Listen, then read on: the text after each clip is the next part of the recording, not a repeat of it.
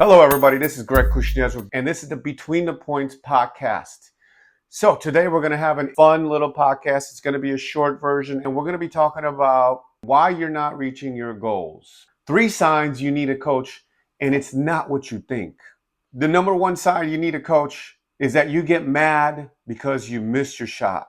And you hold on to that shot, and it makes you play worse. You end up playing worse because you missed a forehand, that easy forehand. Number 2, you don't play as well during a match, a set, a game as you do when you're practicing.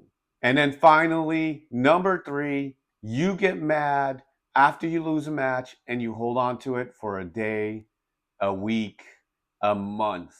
All right, guys, now we're just moving on to the next topic, and that is why you're not hitting your goals in tennis. And it's not because of motivation. I'm going to give you the number one reason why I think most tennis players don't meet their goals in tennis. And the number one reason is they forget that tennis is not just all physical. They think that because I'm a rec player, I don't need to work on this mental side. But I guarantee you, if you gave your mental strength, your mental fitness, a little bit of attention, you guys, you would do so much better. And I know if you're listening to this and you're watching this, you care about getting better at tennis. So why not take that little extra time? We're moving on to topic number 3. The number one mistake you keep making that keep you stuck in your tennis journey. Focusing only on technique. There's a certain point, and I would even argue that even early on your tennis journey, when you're just beginning your tennis journey, once you're able to keep the ball in and have a little bit of control, we need to start focusing on 2 different aspects of the game that will help you get better. And that is strategy. Strategy number 1, where do you want to hit it? Why do you want to hit it? And I think the really important part here, you guys, that a lot of people forget is the mental strength part of tennis. When we focus on the mental strength, we realize why we're not playing our best during matches. We realize that even though we're focusing on technique and we're not getting there, it's because our mental side, even in practice, even in stroke work, even in technique, I notice that when I do some mental shifts on people's mindset about how they approach practice, how they approach playing points, how they approach the match, all of a sudden they get better. They start playing better. They feel better about their game, and they start having a lot more fun. But I'm going to get real with you. When my clients tell me I don't have time, I tell them they will only have time for things that they prioritize, the things that they really want. And there's plenty of time, you guys.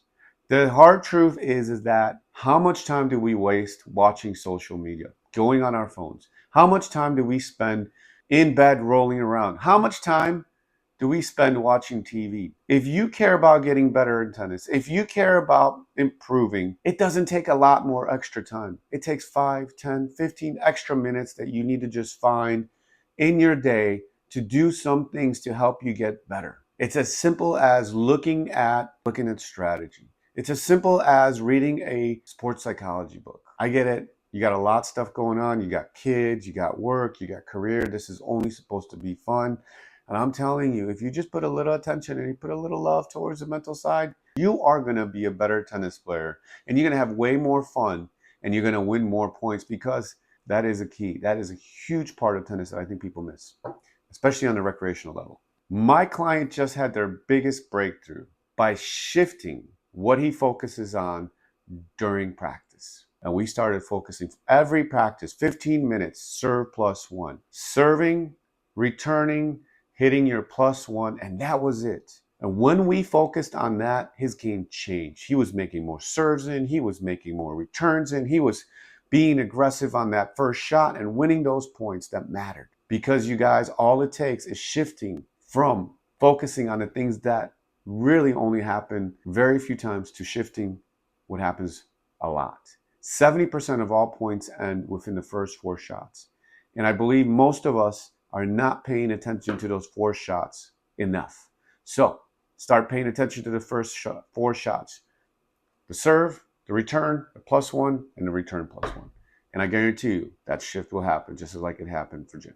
Here's what happens on our first coaching session, one-on-one. We, number 1, go over what is your number 1 goal in tennis. And then we figure out a plan. We come up with a plan on how we can achieve that goal. And we go over through your weaknesses, your strengths, and by the end of the first session, you will have a plan in action to crush that tennis goal. So that's it, you guys. That is podcast with Between the Points. I hope you enjoyed it. It's a short one, it's a quick one, and it hits on some really interesting topics. This podcast is brought to you by Between the Points and Zeus Tennis.